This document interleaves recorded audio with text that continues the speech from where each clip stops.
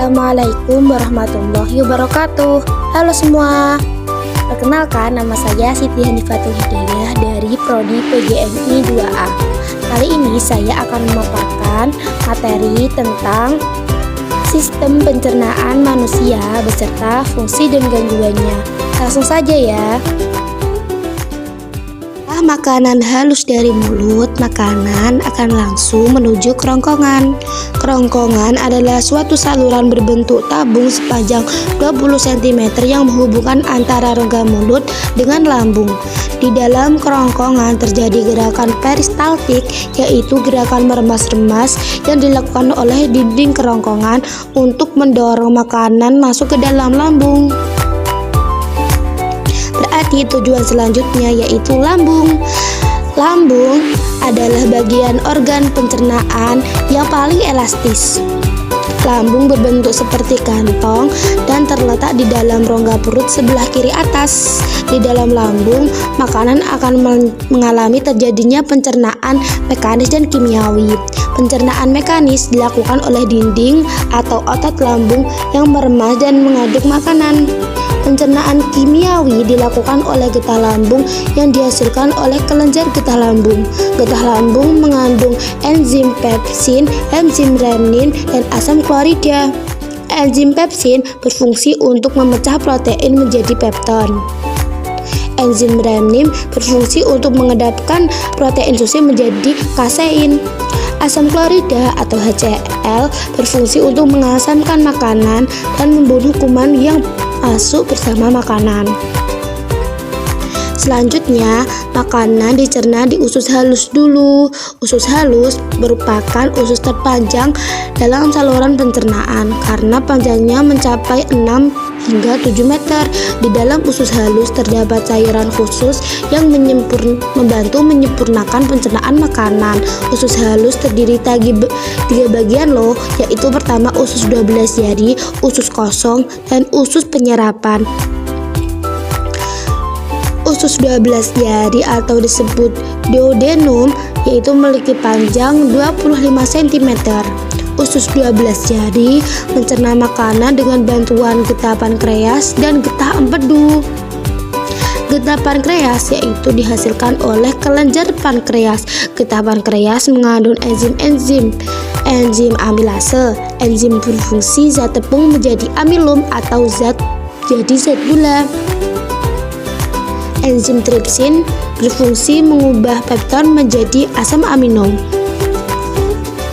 Enzim lipase berfungsi mengubah lemak menjadi asam lemak dan gliserol. Kalau getah empedu dihasilkan oleh hati dan disimpan menjadi di kantong empedu, berfungsi untuk menghancurkan lemak.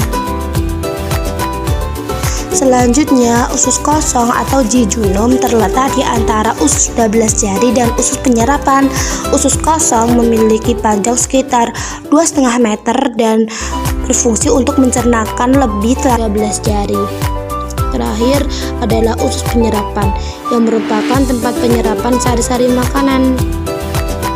Di seluruh permukaan dindingnya terdapat ujung-ujung pembuluh darah yang menyerap sari-sari makanan. Kemudian, sari makanan diedarkan melalui aliran darah ke seluruh bagian tubuh.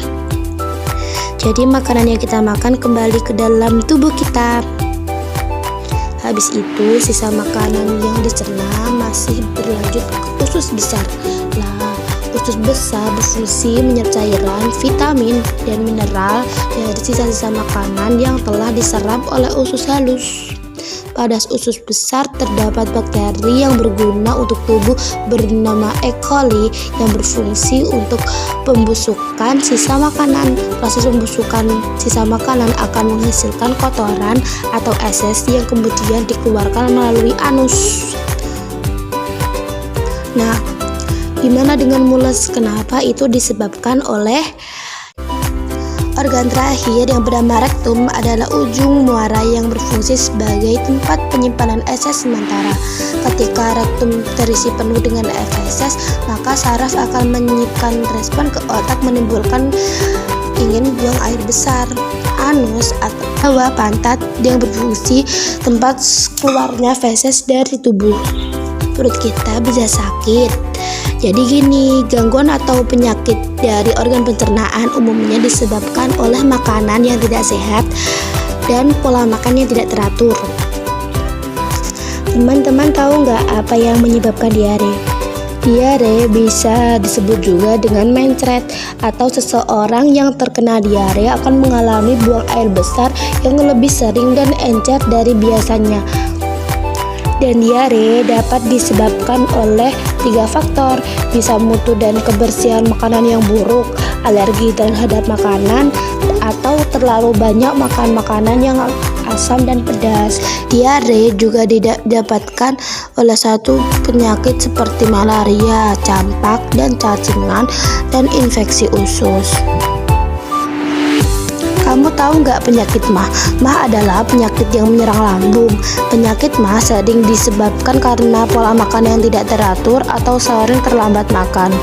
Gejalanya, perut akan terasa perih dan mulas jika terlambat makan. Saat makan pun perut terasa sakit, kadang terasa mual bahkan muntah. Penyakit MAH terjadi karena produksi asam klorida yang berlebihan di lambung. Tingginya kadar asam lambung dapat disebabkan oleh makanan yang terlalu asam atau pedas, kopi maupun alkohol. Jadi ada lagi loh penyakit yang lebih ngeri, yaitu usus buntu. Radang usus buntu adalah penyakit yang disebabkan oleh penumpuknya kotoran di usus buntu, yaitu di bagian umbai cacing sehingga menyempit. Peradangan juga dapat menyebabkan oleh infeksi kuman pada umbai cacing. Gejala yang timbul yaitu seperti perut terasa mual disertai muntah, kadang mencret, tubuh mengalami demam, perut bagian kanan bawah terasa sangat nyeri, dan akan semakin parah apabila terjadi penekanan atau guncangan, misalnya batuk atau berjalan biasa.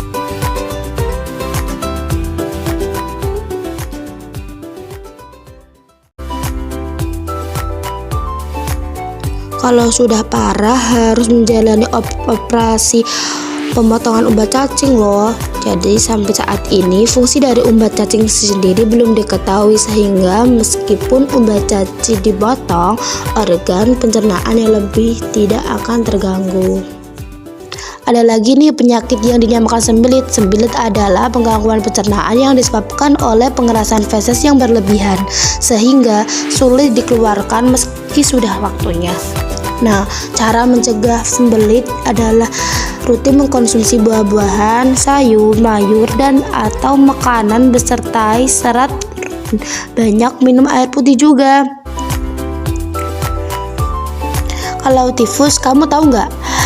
Tifus adalah penyakit peradangan usus yang disebabkan infeksi bakteri.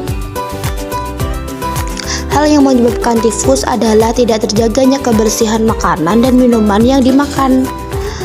Gejala yang ditimbulkan adalah tubuh menggigil, lemah, dan disertai mual, demam tinggi akibat penderita dapat menggigau, dan punggung terasa sakit, kadang disertai diare atau sembelit. Penderita tifus yang sudah parah perlu mendapat perawatan di rumah sakit. Jadi kita harus menjaga kesehatan organ pencernaan kita. Jadi ada beberapa tips nih. Yang pertama, selalu cuci tangan dengan sabun sebelum makan. Kita harus banyak makan sayur serta buah serta makanan yang berserat. Jangan terlalu sering makan makanan yang terlalu pedas atau asam. Saat makan, makanlah dengan tenang. Jangan terlalu cepat mengunyah makanan. Lambung tidak perlu meremas-remas makanan terlalu kuat atau terlalu lama. Setelah makan, jangan lupa banyak minum air putih dan hindari minuman beralkohol dan bersoda. Biasakan tutup makanan di atas meja untuk menghindari dihinggapi oleh lalat. Oh iya, biasakan makanan teratur, yaitu 3 kali sehari, dan hindari telat makan. Hindari juga tempat makanan yang kebersihannya tidak terjaga. Terima kasih sudah menonton video ini. Semoga kalian suka.